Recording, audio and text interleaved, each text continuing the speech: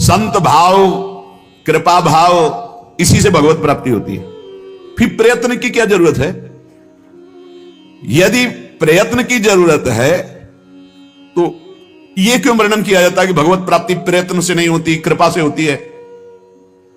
भगवत कृपा से होती तो सबको भगवत प्राप्ति हो जानी चाहिए, क्योंकि प्रयत्न से होती नहीं है। और प्रयत्न से होती तो फिर भगवत कृपा से होती है, ऐसा कैसे हो सकता है? संत कृपा से होती है, भगवत कृपा से होती है, यही शब्द सुनते चले आ रहे हैं। हमारा प्रयास, हमारे प्रयत्न से भगवत प्राप्ति नहीं होती। ठीक है, तो सबको भगवत प्राप्ति हो जानी चाहिए, क्योंकि संत और भगवान की समान सब पर कृपा होती। फिर प्रयत्न की जरूरत क्या है? फिर यह क्यों कह दिया जाता है कि तुम अधिकारी नहीं हो? अधिकारी अनाधिकारी से क्या मतलब? कृपा तो सबके ऊपर बराबर है, और संत भगवान की कृपा में कोई भेद नहीं होता, इसलिए सबका कल्याण हो जाना चाहिए। तो क्यों नहीं होता? इसका उत्तर यह है कि भगवत प्राप्ति केवल भगवत कृपा, संत कृपा से ही होती है, मोक्ष मूलम गुरु कृपा। पर परमात्मा की कृपा, संत की कृपा सभी पर है, बिल्कुल सत्य समझो। पर तीव्र चाह आपको करनी होगी। तीव्र चाह में जो आपके अंदर व्याकुलता पूर्वक नाम जप है, नाम कीर्तन, ये उन्हीं की कृपा से हो रहा है।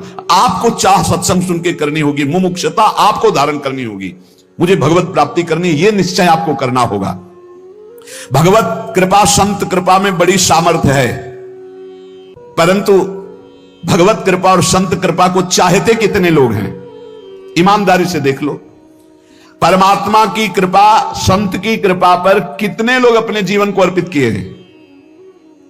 संत की कृपा, भगवत कृपा पर कोई एक भक्त है जो हर प्रश्न की बात में यही केवल कहते, हम तो कुछ नहीं जानते, बस इतना जानते कि हमारे गुरुदेव हैं, बस हमारे तो सब कुछ गुरुदेव हैं। अब इसी बात पे डटे रहो, तुम्हारा कल्याण हो जाएगा। इस बात से फिसल गए तो तुम्हारे पास कुछ है ही नहीं। जिनका विश्वास है उन्हें प्राप्ति निश्चित होती है। बहुत ही सूक्ष्म विषय है। यदि ये कहा जाए कि परमात्मा की प्राप्ति तो सभी चाहते हैं, तो बिल्कुल गलत है। इतने लोग बैठे हैं, परमात्मा की प्राप्ति किसे चाहिए? किसे प्रियालाल चाहिए? हृदय से देखो किसके अंदर चाह है। ऐसी चाह जिसमें कोई भी अन्य चाह ना हो। परमात्मा प्राप्ति की चाह तभी मानी जाती है जिसमें अन्य कोई चाह ना हो। और देख लो, अन्य चाह है, इसलिए परमात्मा प्राप्ति की चाह नहीं मानी जाएगी, प्रबल चाह नहीं है। हम देखते हैं जिसको धन की चाह होती है, वो धन के लिए कहीं भी दूर देश जाना पड़े, कुछ भी करना पड़े, सब कुछ, धूप कष्ट गाली सब सहने के लिए तैयार है। इसी प्रकार भगवत प्राप्ति की जब चाह होगी तो हर कष्ट सहने के लिए तुम तैयार हो जाओगे। धन केवल चाहने से नहीं मिलता। धन के लिए प्रारब्ध बलवान, क्रिया में प्रवीणता और समय की संयोगता तीनों होती, तब धन की प्राप्ति होती है। लेकिन भगवान की प्राप्ति जड़ धन की तरह नहीं है, इसमें चाह प्रबल चाहिए। प्रबल चाह, खास बात है प्रबल चाह। ये जितनी साधनाएं लालसा पैदा करने के लिए है, आपकी चाह पैदा हो जाए। रुद्र सुश्रम राजन कृष्ण दर्शन लालसा, आपकी लालसा प्रकट हो जाए भगवत साक्षात्कार की।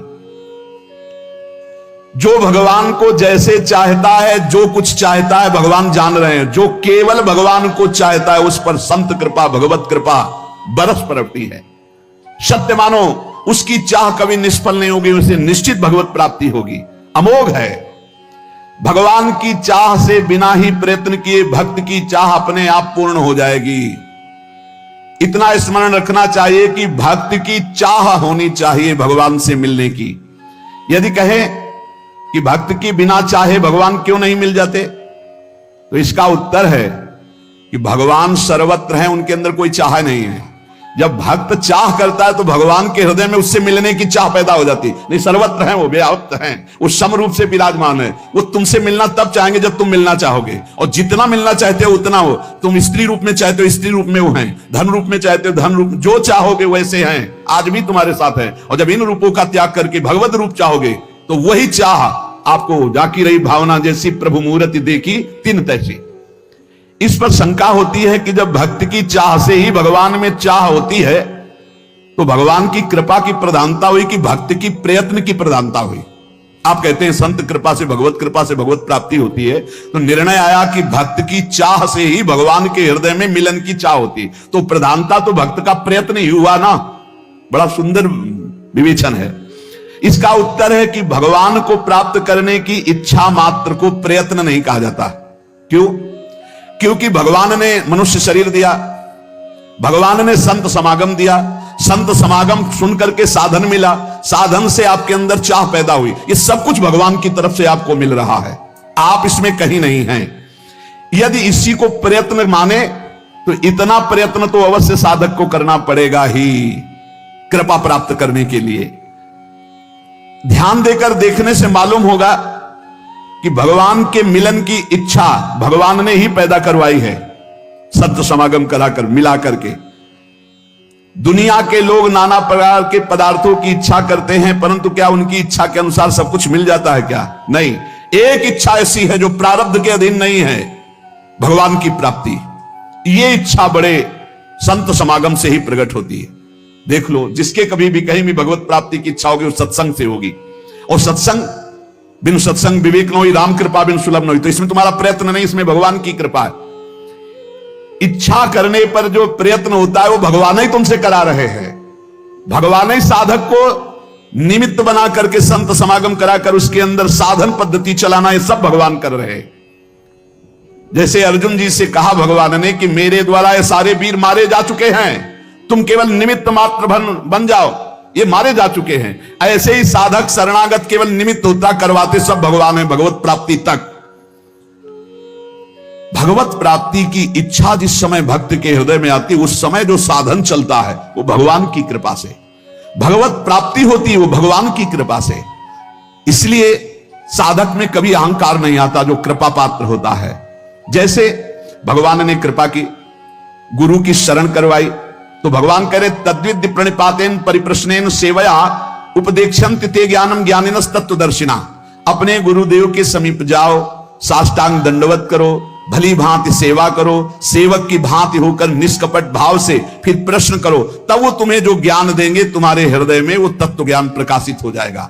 श्रुति भगवती कहती है उत्तिष्ठ जागृत प्राप्य वरान निबोधत क्षुरस्य धारा निशिता दुरत्यया दुर्गम पथस्तत् कवयो वदंती। श्रुति वेद कहते हैं उठो ऐ जीव, जागो और महान पुरुषों की खोज करो, और महापुरुषों के समीप जाकर उनके चरणों की वंदना सेवा करके उनसे ज्ञान प्राप्त करो। यह मार्ग छुरे की धारा के समान है, गिरते हुए देर नहीं लगती, केवल उनकी आज्ञा पर चलना नहीं गिर जाओगे। छुरे की धारा बहुत पतला मार्ग, छुरस्य धारा निशिता दुरत्यया दुर्गम पथस्तत् कवयो वदंती। ये छुरे की धार के समान ये ज्ञान का मार्ग भगवत मार्ग है। जैसा ज्ञानी गुरुदेव कह रहे हैं ठीक वैसे ही मार्ग पे चलोगे, कभी गिरोगे नहीं।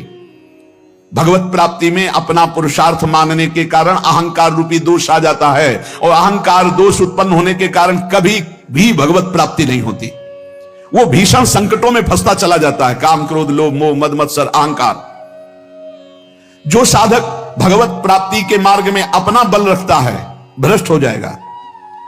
अहंकार के नाश के लिए फिर भगवान विपत्ति संकट बड़ी बड़ी अपमानजनक वृत्तियां भेजते हैं उसके सामने। अब देख, ये भगवान की विशेष कृपा साधक के ऊपर होती है कि जब वो गर्व करता है तो भगवान उसके सामने विपत्ति संकट और अपमान भेजते हैं। केनोपनिषद में एक कथा आती है कि देवराजेंद्र दैत्यों से विजय प्राप्त करके बड़ा उत्साह नाच गाना मना रहे थे और सब गरज रहे थे देवता। भगवान ने देखा कि अरे मेरे बल से बलवान होकर के ये विजय प्राप्त किए और अहंकार स्वयं कर रहे। केनोपनिषद में है ये कथा। तो भगवान एक विशाल यक्ष के रूप में प्रकट होते हैं। ऐसे सभा में नृत्य गान हो रहा था, दूर से इतना विशाल आकर्षणकारी रूप। देवराजेंद्र ने कहा कौन सभा में जाके परिचय लाएगा, ये कौन बहुत दूर बलवान खड़ा है।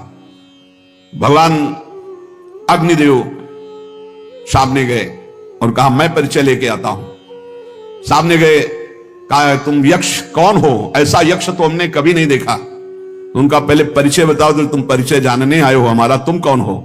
तो उनका मेरा परिचय तुम जानते ही होगे, मुझे अग्नि देवता कहते हैं, मैं अपार बलशाली हूं। अच्छा क्या कर सकते हो तुम? पूरे त्रिभुवन को सूखे उपले की तरह भस्म कर सकता हूं। अच्छा ऐसा, एक तिनका डाला और कहा भस्म करके दिखाओ। पूरी ताकत लगा दी, दाहिका शक्ति भगवान ने खींच ली तो अग्निदेव जला ही नहीं पाए। सर नीचा किया और चले गए। देवराजेंद्र ने पूछा कौन, बोले असमर्थ हूं मैं उनके परिचय को जानने का। भगवान वायुदेव, उन्होंने कहा भगवान मैं अभी गए, कौन हो तुम? भगवान यक्ष स्वरूप में थे। उन्होंने कहा तुम कौन हो जो परिचय जानने आए हो, बहुत बलवान लगते हो। बोले हाँ मैं महाबल हूं, समस्त प्राणियों का पोषण करता हूं, अनंत ब्रह्मांडों को तिनके की तरह उड़ा सकता हूं। अच्छा ये तिनका है, इसको उड़ा दो। पूरी ताकत लगा दी, वायु देवता तिनका भी नहीं उड़ा पाए। देवराज इंद्र के पास गए, बोले असमर्थ हूं मैं, किसी भी देवता की कोई सामर्थ्य नहीं। जब देवराज उठे तो अंतर ध्यान हो गए यक्ष भगवान, और वहां भगवती अंबा त्रिपुर सुंदरी प्रकट हुई, ज्ञान समुद्र। और उन्होंने कहा तुम्हारा इतना गर्व बढ़ा हुआ कि तुम संभाषण भी नहीं कर सकते थे। वो साक्षात श्री भगवान थे, समझ पाए तुम्हारे देवताओं में और तुम में कोई सामर्थ्य नहीं, भगवान की सामर्थ्य थे, तुम सामर्थ्यवान होकर विजय प्राप्त की हो, इसलिए गर्व मत करो, तुम में कोई सामर्थ्य नहीं है। ऐसा अंबाजी ने उपदेश किया।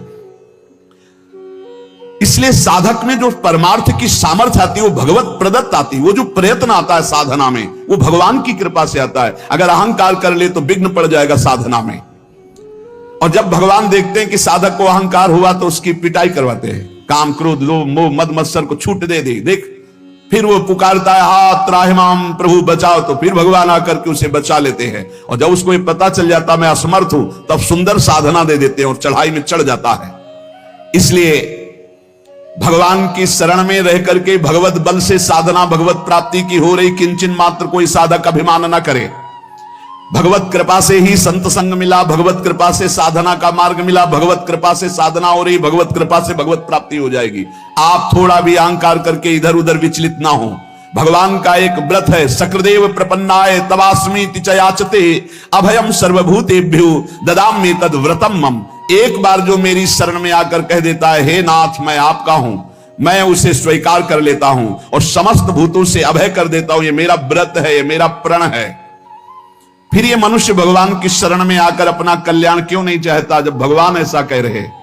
दया सागर भगवान जीवों पर इतनी अपार दया किए हुए हैं कि कोई उसकी सीमा नहीं है। तो क्या दया किए, क्या दे देते हैं। घंटों के ऑक्सीजन का पैसा लगाओ, देखो जब अस्पताल में ऑक्सीजन लगता है ना, फिर घंटों का पैसा लगता है। यहां पूरा जीवन हो जा रहा है ऑक्सीजन लेते, कितनी फीस दे रहे हो भगवान को। आकाश वायु जल पृथ्वी, कितनी भगवान की अहेतुकी कृपा हम पर, दया ही दया है। भगवान ने तो सब कुछ किया, तुम्हें बना दिया, तुम्हारे शरीर को बनाया, सब तुम भगवान के लिए क्या कर रहे हो। भगवान असीम कृपा सब पर किए हैं। दया सागर का यदि हम ये कहें कि भगवान बड़े कृपालु बड़े दया सागर हैं, तो हम आपको सही कह रहे हैं। उनकी महिमा के आगे निंदा करने के जैसे समान है, क्योंकि सागर की तो सीमा है, भगवान की दया की तो असीम है, असीम कृपा है। भगवान की दया की कोई सीमा नहीं। अच्छे अच्छे बड़े बड़े महाभागवत हुए, कोई भगवान की सीमा को नहीं पार पा पाया। आप कल्पना नहीं कर सकते भगवान की दया से क्या हो सकता है। कोई ऐसा उदाहरण नहीं है कि भगवान की हम दया को समझा सके। बस इतना उदाहरण देते हैं कि जैसे मां है, असंख्य जीव हैं और सब मां से ही पैदा हुए हैं अपनी अपनी। अगर असंख्य माताओं का प्यार मिलाया जाए तो जो अपने पुत्र के दया स्नेह में मां बावरी बनी रहती है एक वात्सल्य से, ऐसी अनंत माताओं का वात्सल्य जोड़ा जाए तो हमारे वात्सल्य समुद्र भगवान के एक बूंद के बराबर भी नहीं। ऐसे कृपा समुद्र भगवान है। ऐसी हालत में भगवान की दया की बात कैसे तुम्हें बतावे। मां अपने बच्चे के लिए जो कुछ करती है उसमें बहुत प्यार होता है, उसमें दुलार भरा होता है। आप इतना समझ लो, बच्चा शरारती है और दोष के कार्य करता है तो माता ही जो बहुत दूध पिला करके पुष्ट किया है वो थप्पड़ भी जमाती है, वो डांट भी लगाती है। ऐसा ही कुछ भगवान भी करते हैं। जब तुम मनमानी आचरण करते हो, धर्म विरुद्ध आचरण करते हो, तो वही दया समुद्र भगवान दया करके फिर विपरीत परिस्थितियां देते हैं। वो रोता है, लेकिन देखो एक बात यहां ध्यान रखना है, जब बच्चे को मां मारती तो बच्चा दूसरी तरफ नहीं भागता, मां की तरफ ही भागता है। ये खास बात है। मां मार रही तो भी वो गोदी में उसी की चढ़ना चाहेगा, यही खास बात है। बच्चा किसी और का आश्रय नहीं ले सकता। ऐसे ही सकृदेव प्रपन्नाय तवास्मीति च याचते। कैसी भी परिस्थिति दुख की हो, भक्त को भगवान को ही पुकारना चाहिए। परिस्थिति तभी आती है जब अहंकार कोई न कोई, किसी तरह का अहंकार, तभी विपरीत परिस्थिति आती है। अगर कोई उससे कहे कि देखा ना मामा कहता था, पीटा ना तेरी मां ने, अब तू कहां जाएगा, तो मामा ही कहेगा, मां की तरफ ही भागेगा। ऐसे ही हमें हरि हरि पुकारना है, हरि की तरफ ही चलना चाहिए जितनी विपत्ति आ जाए। इस बात पर बहुत ध्यान देना चाहिए। और जब वो मां पीट लेती है और बच्चा दौड़कर मां की तरफ जाता है तो हृदय से लगाती है, आंसू पोंछती है, कहती बहुत आज पीटा ना, देखो तू क्यों उपद्रव करता, मैं नहीं चाहती तुझे पीटना पर तू उपद्रव करता है, मुझे पीटना पड़ता। ऐसे हरि फिर दुलार करते हैं। ऐसे हरि आंसू पोंछते हैं किसी न किसी रूप में आकर के। भगवान स्वयं साधक को अध्यात्म की ऊंचाई पर चढ़ाने के लिए छोड़ देते हैं। चलो, जैसे अपने छोटे से बच्चे को जब मां चलना सिखाती है, पहले पकड़ के फिर छोड़ देती है, चलो। लड़खड़ाता है तो पकड़ लेती है, पर वो चढ़ाती है। बच्चे को चलना भी वही सिखाती है और मालिश भी वही तेल की करती है, पैरों को पुष्ट भी वही कर, पूरा का पूरा कार्य भगवान कर रहे हैं। पकड़ के सत्संग में लाना, सिखाना, चलाना, अध्यात्म की ऊंचाई तक सब कुछ भगवान कह रहे हैं। जैसे वो मां बच्चे को ऐसे चलाती है, ऐसे श्री भगवान चला रहे हैं। मां का प्यार बच्चा भूल सकता है, लेकिन मां का प्यार सदैव बच्चे के प्रति बढ़ता जाता है। मां स्वार्थी भी हो सकती है क्योंकि माया जनित उसका प्यार है। भगवान का मायातीत प्यार है, वो हर स्थिति में बढ़ता रहता है। इसलिए इस रास्ते को जानने वाला पुरुष भगवान की दया और करुणा पर विश्वास करके अन्य आश्रय कभी नहीं लेता।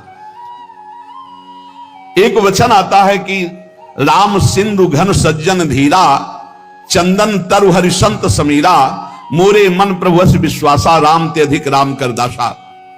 भगवान समुद्र हैं तो संत मेघ हैं, भगवान चंदन है तो संत पवन है, वायु है। इसलिए मेरे मन में ऐसा विश्वास आता है कि भगवान से बढ़कर भगवान के भक्त जन हैं। समुद्र जल से परिपूर्ण है, परंतु वो जल किसी काम में नहीं आता, ना कोई उसे पीता है, ना वो खेती सींचने के काम में आता है। लेकिन जब बादल बनकर के बरसता है तो मोर, पपीहा, खेती, पूरे जगत को आनंद की लहर बरसाता है। इसी प्रकार परमात्मा सच्चिदानंद घन समुद्र है, लेकिन संत जन बादल बनकर के उसी समुद्र से, उसी आनंद से आनंद लेकर बरसाते हैं। तभी सबके हृदय में क्षमता, शांति, प्रेम, जितेंद्रियता, बुद्धिमत्ता ये सब बढ़ने लगती है। साधक रूपी मोर, पपीहा ये सब आनंदित हो उठते हैं जब संत रूपी मेघ गरजते और बरसते हैं। उनकी गर्जना, उनकी वर्षा आनंद सिंधु भगवान की वर्षा है। आनंद सिंधु समुद्र से आनंद लेकर वर्षा करना है। जैसे चंदन में सुगंध होती है, परंतु वायु स्पर्श न करे तो बगल के वृक्ष तक नहीं पहुंच सकती, और वायु स्पर्श करती तो दूर दूर के नीम बबूल भी चंदन की तरह सुगंधित हो जाते हैं। ऐसे ही संत जन, भक्त जन, भगवान है चंदन और ये है वायु। ये दूर दूर तक नीम बबूल जैसे स्वभाव वाले दुष्ट जन भी संत वाणी के द्वारा अपने जीवन का परिवर्तन करके महात्मा बन गए, संत बन गए। हिंसक, चोर, व्यभिचारी ये उनकी वाणी के प्रभाव से भगवदानंद का अनुभव करने वाले ब्रह्म ऋषि महात्मा बन गए। संतों की भगवान से ज्यादा बड़ी कृपा होती है। संतों में कभी द्वेष नहीं होता।